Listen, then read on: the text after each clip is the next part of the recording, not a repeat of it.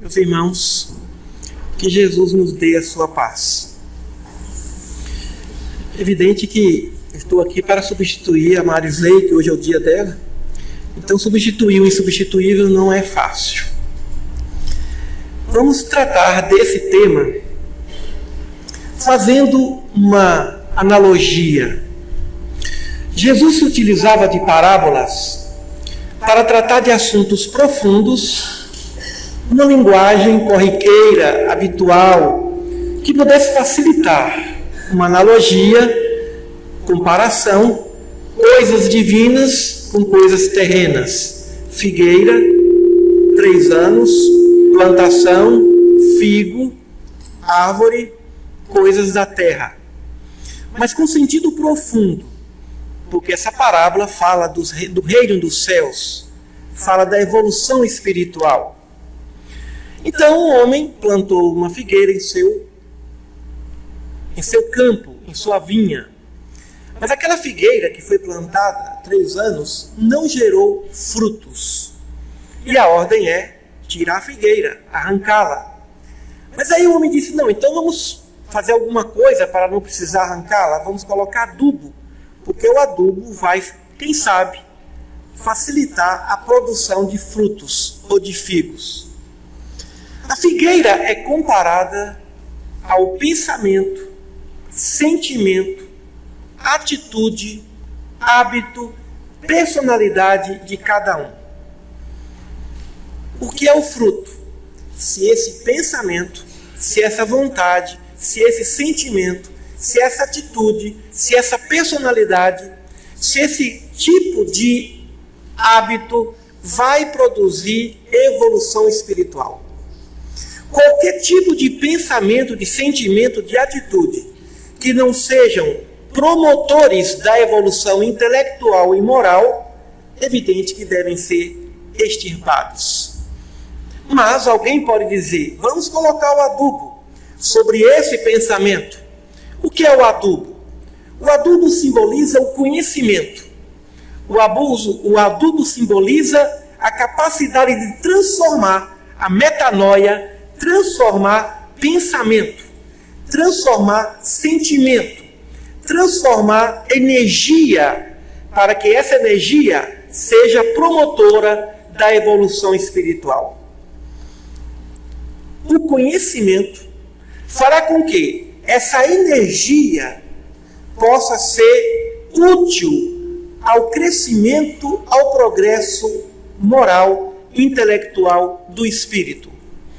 Então o adubo, na verdade, é o conhecimento. Mas alguém poderia dizer, o adubo poderia ser sentimento, o amor poderia. Mas é como Santo Agostinho diz, se o homem soubesse o quanto é bom fazer o bem, ele seria homem de bem por egoísmo. Então o que nos escraviza é a ignorância. E o que nos liberta é o conhecimento. O adubo do conhecimento. Quantas coisas nós não faríamos e quantas coisas deixaríamos de fazer se soubéssemos de todas as consequências desse ato ou desses atos. Então, o que nos escraviza é a ignorância. E por essa razão, que por meio do conhecimento, haveremos de construir um futuro mais interessante para a nossa existência. Mas também poderíamos interpretar esse texto considerando os espíritos que não acompanharem o processo evolutivo do planeta Terra. Ele vai ser arrancado daquele planeta, ou desse planeta, para habitar planetas menos evoluídos. Poderíamos também falar a respeito do Evangelho de Jesus, que foi plantado, entre aspas, na região brasileira, segundo Brasil, coração do mundo, pátria do Evangelho. Mas se aquela nação não brotar, claro que não se fala só em Brasil. A pátria do Evangelho é o planeta Terra. A pátria do Evangelho é todo o sistema. Não existe lugar no universo que não seja pátria do Evangelho. Mas o sentido do Humberto de Campos significa a nascente, onde o Evangelho encontra respaldo, considerando que a Europa positivista desconsidera o amor ao próximo, desconsidera a reencarnação, desconsidera uma teoria de justiça de alto nível que a doutrina espírita nos elucida. O espiritismo foi concebido por meio de inúmeras manifestações mediúnicas e organizado por meio de um pensamento extremamente científico, criterioso, ponderado e justo de Allan Kardec. Nasceu lá, mas é evidente que o Brasil, sendo o país mais espírita, não só espírita, mais cristão do mundo, aqui está a nascente. E dessa nascente, evidente que o pensamento cristão, o pensamento espiritual superior, que também pode advir do budismo, shintoísmo, de qualquer área, judaísmo, de qualquer tipo de pensamento, de conhecimento religioso. Por isso que a pátria do Evangelho, na verdade, é todo o sistema, é todo o universo, é todo o mundo, corpóreo ou incorpóreo. Mas o sentido do Humberto de Campos é a nascente, onde vai ser cuidado, o início, o princípio. E se o Brasil não corresponder a essa expectativa, é evidente que outros países, é evidente que outras nações serão escolhidas ou escolhidos para esse fim. Então a figueira simboliza as nossas atitudes, até porque a figueira nasceu e cresceu. As atitudes nascem dos sentimentos, dos nossos mais secretos pensamentos. Semeando o pensamento e o sentimento, colhemos vontades. Semeando vontade ou vontades, colheremos ações. Semeando ações, colheremos hábitos. E semeando hábitos, colheremos personalidade. E de acordo com essa personalidade, colheremos um destino.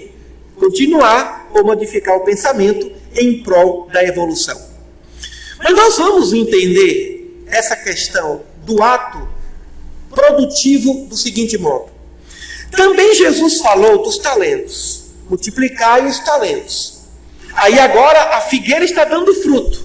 Mas será que esse fruto é doce o suficiente? Será que esse fruto satisfaz o viajor, o sedento, o faminto?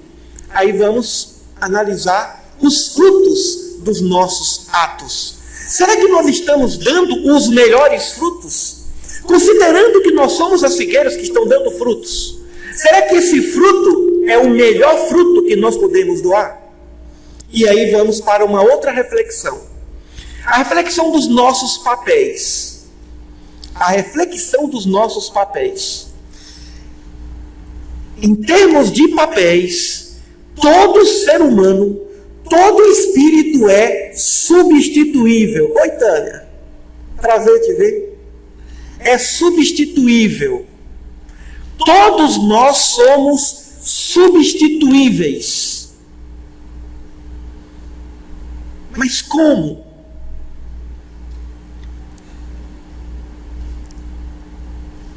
O professor desencarnou, logo tem outro. O orador não pôde vir, substitui. Não há quem não possa ser substituído. O marido morreu, vem outro. A mulher morreu, outra. O filho morreu, adota outro. Não tem como não substituir. Todos somos substituíveis em nossos papéis. Que coisa, hein? Que tristeza. O vovô desencarna, o vovô me desencarna. Imagina a situação. Vem outro vovô, sem problema. Mas em que não somos substituíveis? Naquilo que ao desencarnarmos, ninguém pode terminar, ninguém pode concluir. Por exemplo, a pintura de um quadro. O pintor desencarnou de infarto. Quem vai concluir essa obra? Alguém pode até tentar, mas não fará do jeito do pintor, com o talento do pintor. Não é possível. Um escritor escreve um livro e desencarnou em pleno trabalho. O livro incompleto, a poesia incompleta. Quem substituirá? Quem substituirá? o trabalho incompleto. Esse é o bom fruto. É o melhor dos frutos. É o fruto que não é substituído por outro fruto. É o fruto daquela figueira que somente aquela figueira é capaz de dar. É como qualquer árvore frutífera. Nossa, mas que laranja doce! Não é semelhante ao outro pé de laranja? Ou a laranjeira? Parece que aqui é diferente. Essa manga é mais doce do que aquela outra. Esse fruto é mais doce do que o outro. O fruto que é mais doce do que o outro é insubstituível. Mas todo fruto é substituível. Não tem essa manga doce, mas tem essa outra, resolve. Não tem a manga espada, mas tem essa manga rosa aqui, não está tão boa, mas tudo bem. Passa. Mas o melhor dos frutos, ele é insubstituível. Pode substituir o marido, o professor, o profissional, o trabalhador, o mecânico. Pode substituir o filho, o neto, o avô. Mas não vai substituir o doce, o que há de diferente, o que há de criativo naquilo, naquele papel. Porque o que mais nos aproxima de Deus é a capacidade de criação. Se alguém quiser se sentir Deus, no sentido de produção, de criação, é por esse caminho. A mãe que educa, o pai que educa, são insubstituíveis. O processo da educação é um processo insubstituível. Ninguém faz o doce da Cora Coralina. Cora Coralina poetisa, a grande poetisa goiana, espírita, escrevia para periódicos espíritas. Mas no momento que Cora Coralina fazia os seus doces, ela não pensava em outra coisa a não ser em ser plena, em fazer o seu melhor. O doce de cada um de nós simboliza o nosso melhor. Eu estou fazendo o meu melhor com o talento que eu tenho. Essa será a pergunta que vai ser feita quando nós sairmos desse planeta. Você fez tudo o que pôde com o talento que tem? Essa é a pergunta. E aqui perguntamos para todos nós. Estamos dando o nosso melhor com os talentos que nós temos? Cada consciência vai responder. Defendendo os senhores, eu acredito que sim. Dentro das circunstâncias, dentro das possibilidades, cada um está fazendo o melhor que pode. Ninguém aqui está na ociosidade. Estamos a buscar o nosso melhor em cada dia, em cada momento. Não exijamos além das nossas possibilidades. E não vamos exigir do outro o que o outro não tem para dar. Às vezes até ele quer, ela quer, tem o desejo, mas ainda não tem a estrutura para manter a persistência desse querer. E é aí que precisamos analisar essa parábola da seguinte forma. Nos meus papéis eu sou substituível. Mas o que é que eu estou a fazer nesse planeta que ao desencarnar ninguém poderá fazer como eu faço? Quando Jesus falava, ele também tinha notícias de outros oradores.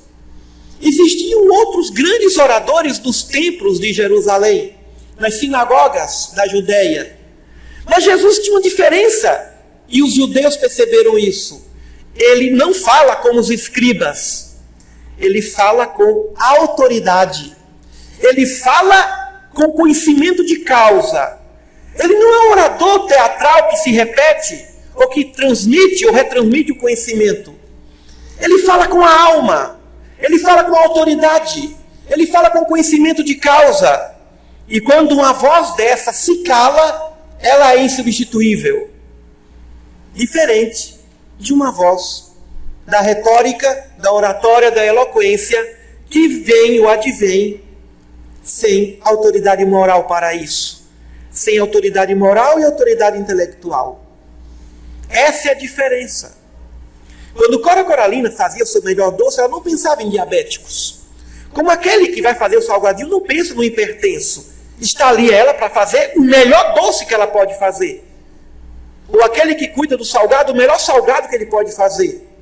Ele está dando o seu melhor. Não importa em que área. Ele está fazendo o melhor. Com o conhecimento que tem.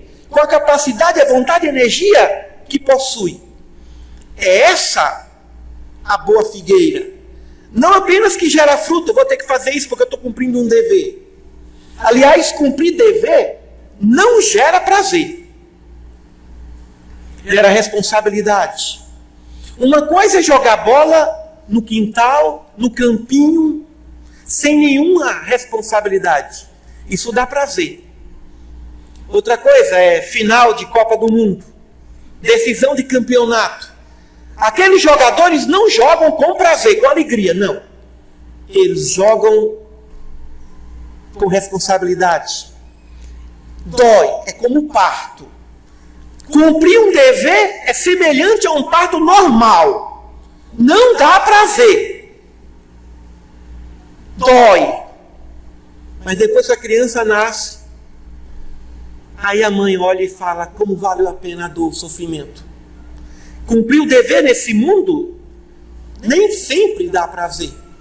Geralmente não causa alegria. O escritor que escreve uma obra, a responsabilidade de escrever, não sente alegria. Alegria no dia que a obra está pronta e produz, e mais ainda quando ele vê o resultado dessa obra em seus leitores. Aí ele entende a alegria da produção. Não busquemos em planetas como esse, em mundos transitórios como esse, a alegria do dever que está sendo cumprido. Porém, busquemos a alegria do dever cumprido. Essa é possível. Essa alegria é possível. A alegria do dever cumprido. Mas enquanto se cumpre o dever, não é fácil. Mesmo fazendo o que gosta. Mesmo escolhendo o melhor caminho. O caminho do talento. Mas até o talento, diante da responsabilidade, ele se retrai. Porque é diferente. A cobrança existe. O escritor que escreve uma obra, ele sabe que não pode escrever o que ele quer, o que ele pensa. O próprio mestre disse, eu não vim fazer minha vontade. Olha a situação. Eu vim fazer a vontade do Pai que me enviou. Então ele tinha vontade. Então ele tinha vontade diferente. Ele tinha certas vontades, mas que não pode aplicá-las aqui nesse planeta, porque não era a hora ainda. Ele mesmo disse que tinha coisas para explicar mais, para esclarecer mais, elucidar mais. Mas ainda o nível da população, se há 50 anos a população estava atrasada, não tinha internet, não tinha nada, imagina há 2000 anos, não tinha energia elétrica, não tinha penicilina, se morria por qualquer coisa. A faixa etária, 30 anos, a média de vida. Quando alguém passava disso, era resultado de muita disciplina, de muitos cuidados, de muita proteção e de conhecimentos profundos da alquimia ou das substâncias da natureza. É aí que nós precisamos, nesse momento, fazer uma limpeza. Nos livrarmos de tudo aquilo que não gera fruto evolutivo. E nos livrarmos de tudo aquilo cujo fruto não é doce o bastante. Ou seja, qual é a ocupação que nós estamos a tramitar, estamos a realizar, que não nos plenifica? Será que vivemos uma vida de autômatos? Será que caímos na rotina? A rotina inimiga da alegria de viver? A rotina que é inimiga da criatividade? Uma zona de conforto sem conforto? Desconfortavelmente confortável? Vivendo na saciedade, tem controle remoto para tudo. Porque não se anima nem levantar do sofá Controle remoto para geladeira, controle remoto para todo mundo, até para a mulher. Silencia. Controle remoto para silenciar, para fazer o que quer. Porque nós vivemos a saciedade. Tudo que nós queremos está à nossa disposição. Só depende do poder, do recurso para adquirir aquele bem. Mas se essa tecnologia que nos faz evoluídos, essa tecnologia que nos responde e vem para economizar o nosso tempo, porque o grande objetivo da tecnologia, do avanço tecnológico, é termos tempo para Deus. Dar a Deus o que é de Deus. Porque nós damos a César até o que é de Deus. Mas a tecnologia vem para administrarmos melhor o nosso tempo. Qual é a filosofia do grande administrador? Produzir o máximo com o mínimo de esforço possível. Produzir o máximo com o mínimo de custo possível. Produzir o máximo com a máxima qualidade possível. Não podemos ter uma vida. Essa encarnação nossa não pode ser inferior à anterior ou às anteriores. Essa nossa encarnação terá de ser a melhor dentre todas as encarnações do passado. Nessa encarnação, nós vamos amar mais, perdoar mais, fazer mais em prol da nossa evolução espiritual. Mas aí precisamos de estratégias, inclusive as estratégias das nossas imperfeições. Por exemplo, condição para o indivíduo ser professor, ser orador, por exemplo, ser conferencista, é gostar de aparecer. Eu me lembro que desde garotinho eu adorava aparecer. Falava que era aparecer em escola, seminário. Eu gostava quando o professor fazia seminário. A equipe de 8. Ninguém fazia nada, eu fazia tudo. No dia da apresentação eu apresentava. Tem gente que não gosta, mas eu adorava apresentar, porque eu adorava aparecer. Era coroinha. Naquele tempo o nome era sacristão. O pessoal conhece esse termo, sacristão. E qual era a melhor parte da missa? Na hora do sino. Menino de franjinha, as janelinhas lentinhos, e na hora da consagração da hóstia, eu abaixava a cabeça e eu achava aquilo fantástico. Aí era tão exagerado, tão doidinho o menino, que o padre falava, ele assustava com aquele médium ali, a mediunidade do sino. Era um verdadeiro batedor de sino. Como eu gostava do barulho com o sino. E lá o sino para chamar o povo da igreja. E eu pegava aquele sino ali, pendurava no sino. Era uma diversão, era um parque ali. Convidar a comunidade iraraense, a nossa terra natal, para participar da missa, das 6, das 7, das 8, das 9. E depois o padre e eu, a gente ia para as fazendas fazer casamento. Como era bom. Que comida gostosa aquela, uma maravilha. Mas o que eu gostava mesmo era de aparecer. Então ele gosta de aparecer. Ele não pode ficar isolado. Ele não é tímido. Ele gosta de aparecer. Olha o menino para falar. Aos 13 anos eu fiz minha primeira palestra. Muito mais para aparecer do que para explicar. O que é que uma alma com 13 anos tem para falar? Tem para aparecer. Aí estudava. E falava difícil, só para demonstrar que sabia. Eu tinha 13 anos. Aí você começa a usar suas imperfeições. A vaidade. Gosta de aparecer.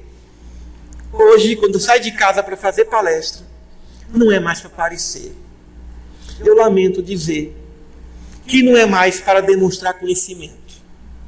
Eu saio de casa para cumprir um dever. Esse dever se chama a caridade do verbo. Levar aos meus irmãos, aos meus amigos, um pouco de energia para que nós todos juntos possamos evoluir. Esse é o grande objetivo do professor, do escritor, do orador. Não é mais para aparecer, já foi. Teve um tempo que quando eu via uma câmera na rua, eu ficava bem no passeio, porque eu queria que o jornalista me entrevistasse. E no YouTube está lá, cheio de reportagem. Quando a Márcia Elizabeth, a nossa querida Márcia Elizabeth, fazia reportagem espírita, ela estava ali, eu andava. Ela falou, vem cá. Eu falei, era tudo que eu quero, da entrevista. Hoje eu estou fugindo da imprensa. Tem um jornalista ali, eu vou para o outro lado. Né? Talvez o caminho seja o equilíbrio, mas hoje eu estou fugindo. Então, até a nossa imperfeição, ela é útil para motivar o indivíduo a fazer alguma coisa. Sem essa vaidade de querer aparecer, não teríamos o professor, o orador, o escritor. Não teríamos. Então, muitas vezes, temos que usar de estratégias para nós termos o melhor figo. Por exemplo, um exemplo bem atual. Muita gente sabe que eu escrevo no Diário da Manhã aos domingos. Quem aqui já leu alguma matéria do Diário da Manhã? Nossas crônicas sobre o Evangelho? Levantem a mão, só para ter o Ibope. Nossa, pouca gente, hein? Já leu? Que bom. Senhores, quem não teve oportunidade ainda, www.dm, Diário da Manhã.com.br. Todo domingo sai um texto do Evangelho comentado à luz da doutrina espírita pelo locutor que vos fala. Mas por quê? Vamos lá. Eu estou escrevendo um livro sobre a vida de Jesus. É um trabalho difícil, profundo, exigente. Evidente que não me dá prazer. Eu não sinto alegria. Eu sinto o peso da responsabilidade. A alegria vem no domingo quando eu vejo o texto no jornal. Aí eu sinto. Alívio é quando eu mando um e-mail para o diário. Mas a alegria depois que eu vejo a página impressa. Valeu, que bom. Foi sofrido, mas deu certo. Então vejamos. Eu sinto alegria ao ver o texto que um dia vai compor esse livro daqui a 4 anos. Então os senhores têm aí mais 4 anos para toda semana dar uma olhadinha no diário. Quando não sai, alguma falha nossa. Mas geralmente quando eu não escrevo, eu mando um artigo que já foi. Mais tempo, para não falhar. Mas se não sair, houve alguma coisa. Muito bem. Então eu quero fazer esse livro.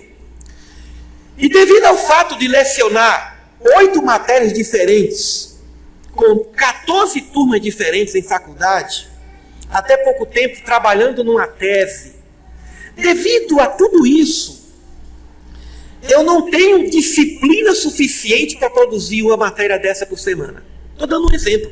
Eu reconheço que eu não tenho disciplina para isso. Essa disciplina eu não tenho. Deveria ter. Mas não tenho. Eu estou me rendendo às minhas deficiências. Mas aí cria-se um mecanismo. Um dia eu fiz uma palestra aqui no Radiação e um dos integrantes do Diário da Manhã nos convidou para escrever. Eu falei, ó, a oportunidade aqui, ó. Então agora eu uso esse mecanismo motivacional para publicar, para escrever. Eu passo a semana pensando no texto, estudando o texto que eu vou escrever, para que ele possa sair no Diário da Manhã. Então eu reconheço a minha falta de motivação, a minha indisciplina para fazer um trabalho semanal dessa natureza. Mas aí eu uso o quê? Eu uso do mecanismo motivacional de ver o trabalho publicado. Claro que tem um pouco de vaidade nisso também. De ver o trabalho publicado. E de querer ver a melhor das interpretações naquele trabalho. Dar o meu melhor. E é evidente que para dar o seu melhor no Evangelho, precisamos de Allan Kardec, da doutrina espírita. É dali que a gente tira o melhor, o doce mais doce do Evangelho. Então agora sai. Ou sai ou desencarna. Ou sai ou morre. Ou sai a matéria ou fica infeliz naquela semana. Ou sai aquela matéria ou naquela semana não valeu viver. Porque se eu desencarnar hoje, a única coisa que ninguém vai poder substituir, conclusão da obra. Em nossos papéis, em meus papéis, todos serão substituíveis. É muito fácil. Mas terminar essa obra não vai ser fácil. Ou eu venho como espírito, utilizar um médium para psicografar, ou reencarna passa por todo o processo para concluir essa obra. Porque do jeito que essa obra ficará, do jeito que ela tem que ser, das mãos, da inteligência, do conhecimento, da intuição, da assistência espiritual, somente eu posso concluir essa obra. Então, é por onde eu sou pleno. Eu não posso dar uma aula plena para uma turma que não é plena. Não dá para um estudo como esse, sobre a parábola da figueira, tecer comentários ainda mais profundos diante de uma plateia heterogênea, mesmo uma plateia sendo inteligente. Uma coisa é estudar um grupo pequeno, outra coisa é tratar de um assunto para uma plateia maior. A gente tem que reconhecer isso. E é aí que as nossas vaidades, o orgulho, vou provar para ele. E eu vi um filho falar assim: vou provar para o meu pai que eu não sou isso que ele pensa. Que beleza! Tem orgulho nisso? Tem. Mas que bom que a lei natural está se utilizando dessa indignação e desse orgulho para que ele saia do zero, para que ele evolua, mesmo que seja para provar. Depois ele descobre que ninguém faz nada para provar ninguém. Você faz para provar a si mesmo. Porque no caminho da evolução não há competição. E é ilusão fazer algo para competir com o outro. A vida evolutiva é semelhante a uma piscina olímpica. O nadador não tem tempo de olhar para os lados. Ele olha para ele mesmo. Muitas vezes, numa competição de 50 metros, ele nem respira. Durante 50 metros, naquele período, naquele lapso de tempo, ele não respira. Não temos competidores. Porque se olharmos para frente, vamos encontrar pessoas melhores, muito melhores do que nós. Essa madrugada, levantei de madrugada e fui ver um documentário. Eu gosto muito de documentário sobre o grande jogador de xadrez, Kasparov. E eu fiquei ali vendo por 1h30 a história de Kasparov. O grande, inteligente russo, que é considerado o maior de todos os tempos. Eu jogo xadrez. Gosto do xadrez. Há pouco tempo aprendi, foi cubo mágico. Todo mundo sabe? Técnica para evitar o mal de Alzheimer. Cubo mágico. Xadrez. Eu nunca vou chegar ao nível do Kasparov, nem do Karpov. É evidente que não. Ele é insubstituível. Ele deu a vida dele por isso. Ele se dedicou ao xadrez, um estudioso, um cientista da arte de jogar xadrez. Uma profissão. Mas aí, é evidente que o xadrez para mim é um passatempo, uma brincadeira, uma diversão. Mas imaginemos se existisse um desafio. Ou você ganha dele, ou você perde a sua bolsa universitária. Aí o indivíduo teria que usar de toda a força a pressão. Então precisamos da estratégia da pressão. Não pressão demais. Como diz Buda, não puxe a corda demais, porque ela vai arrebentar. Mas também não deixa ela frouxa demais, porque não vai a lugar algum. Então vamos dar o nosso melhor, inclusive com as imperfeições que temos. Não só com as virtudes. Tomemos as nossas imperfeições como grandes amigos e grandes amigas da nossa evolução. Não só as virtudes. O que é imperfeição? É a falta de virtude. O que é o orgulho? Orgulho não existe. Orgulho é ausência de humildade. Vaidade, ausência de simplicidade. Indisciplina, ausência de disciplina. O que existe é a ausência da luz. Não existem trevas. O que existe é a ausência da luz. E é aí que, trabalhando inclusive com as trevas, trabalhando inclusive com as imperfeições, trabalhando inclusive com as indisciplinas, trabalhando inclusive com o sofrimento, com a dor, será possível a ascendência à luz. E aí a ascendência significa evolução, planificação, felicidade espiritual. Alegria de viver. Então não tenhamos medo das nossas imperfeições. Se eu não reconhecesse a minha indisciplina, a minha falta de motivação de fazer um trabalho tão complexo, Eu não teria buscado o Diário da Manhã como mecanismo motivacional para produzir os artigos, como outros escritores também fazem assim. Outro dia, a nossa querida Elzi e a querida Elzita lançou uma obra aqui no Radiação, fruto de inúmeros artigos, coluna que nós recomendamos de altíssimo nível. Tem também as colunas do Dr. Weimar Muniz. 50 artigos, 50 crônicas dessas duas grandes escritoras, ali, agora em forma de livro. Foram 50 semanas. 50 semanas de estudos motivacionais. Então, claro que não seria o caso delas. Elas escrevem porque gostam, escrevem porque têm a disciplina. Não é o meu caso, porque eu não tenho a devida disciplina ainda. Então eu busco a pressão, eu busco a motivação, eu busco a vaidade da publicação como elementos motivacionais para produzir esse trabalho, que daqui a alguns anos ficará pronto.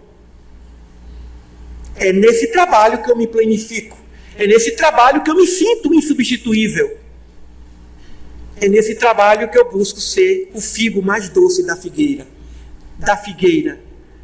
que eu sou. Figueira de Deus, obra-prima de Deus. Nós somos obras-primas de Deus, destinadas a produzir os melhores frutos da vida, o melhor de nós, o amor e o conhecimento. Então, meus queridos amigos, não tenhamos medo nem das nossas imperfeições. Coloquemos essas imperfeições numa estratégia para que essa estratégia, nos promover dentro do contexto, e aí, evolutivo, e aí, evoluir não vai ser mais uma obrigação, vai ser um prazer. Vai chegar um dia que eu não vou precisar mais dessa motivação. Como já escrevi outros livros, sem esse tipo de motivação, mas como se trata de uma obra tão difícil, tão delicada e de tanta responsabilidade, precisei dessa motivação. É você pedir ajuda. Isso é o adubo para realizar. Senão a figueira não vai produzir. Desencara não produz o livro.